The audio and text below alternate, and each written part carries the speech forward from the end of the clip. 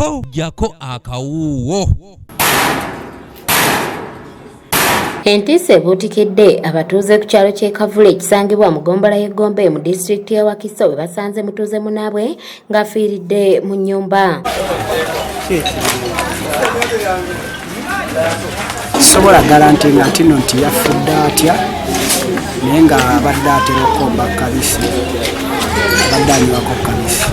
Mugisha Fred ng'ono abadde myaka 40 ng'abadde amanyiddwa nga yinginiya yasangiddwa ng'afiiridde mu nnyumba ye okumala ennaku nga 3. Yawo tetumanyi bulungi bakyavudde ku kipale tunamanya kigenda mu maaso naye bambi bwe baguddewo naye laba embeera ze ngamba oba muli oba yayabise mutima oba kyavudde ku kikayo tetumanyi bulungi kyavudde ku ki. Omutuuze ayitibwa Namwanja Vincent eyazudde omulambo gwa Mugisha oluvannyuma lw'okuyita ewuwe n'asanga ng'ekivundu kisuse ate nga ne ku mulyango gwe wabaddewo omusaayi. Ngenza okujja ne baŋŋamba ali engulwe omukyala eyagula awo mumanyi naye bangayitaliiwo okuyingira emmanju egenda emmanju gaabadde asula okusanga omusaayi genze polisi n'endagira ndeete ki abamenya naye ne batya.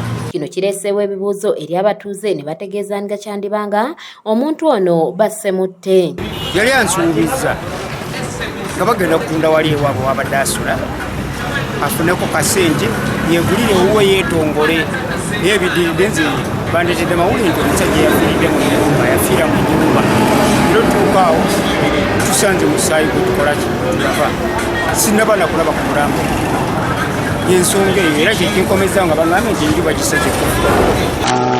Tubadde tumaze akabanga nga tetumulaba wayiseewo ng'ennaku nga 5 almost week namba tubadde tetukola ki tubadde tetumulaba naye ekitwewunyisizza okumusanga nga mu nnyumba gye mwabadde asula okusanga nga Ssentebe w'ekitundu kino Patrick Kusambiza avumiridde ekyabavubuka okusulanga bokka mayumba bw'atyo n'asaba lwakiri bwe banga batuuse emyaka egiwasa bafuna abakyala. Omulobozi ayinza okuba amaze ne wiiki kubanga singa abadde alina ababba abamuli okumpi singa twamanya tetumanyi oba yabadde afudde nanjala oba yabadde afudde kibuutwa oba kiki oba abadde omwe ng'akolesa oba n'amwadde siyinza kugamba nti kirunga.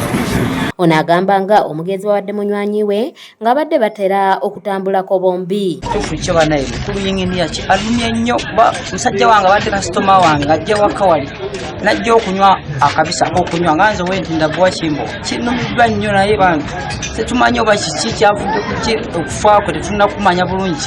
Mbadde mutuuze wange mulungi era tukolagana bulungi bwe musanga akabisinga byonna nga tukwatagana era abadde mayumba 10 mu kitundu.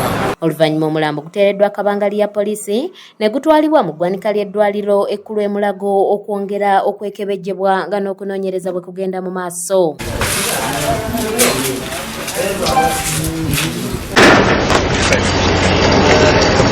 Jess Samuel yakusakidde eggulire lino ku lwa ABS television. Nga omuntu nga bannange ng'akkiriza ng'agenda nga talina buzibu bwonna tabaddeko n'obuzibu bwonna ku kyalo era ku kyalo tewaliwo amuyinako obuzibu.